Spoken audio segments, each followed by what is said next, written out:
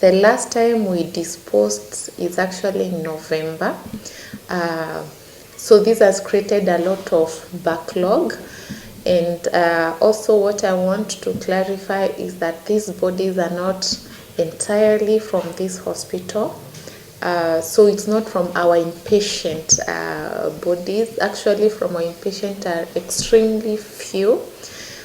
Currently, we've been requesting our people to maybe try and find another, facility to preserve their loved ones.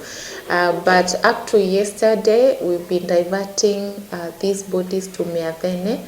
The Meadhene hospital was not full to capacity, but up to yesterday, the mortuary had 17 bodies out of the capacity of 15. So, and that's why we are in full swing to resolve this.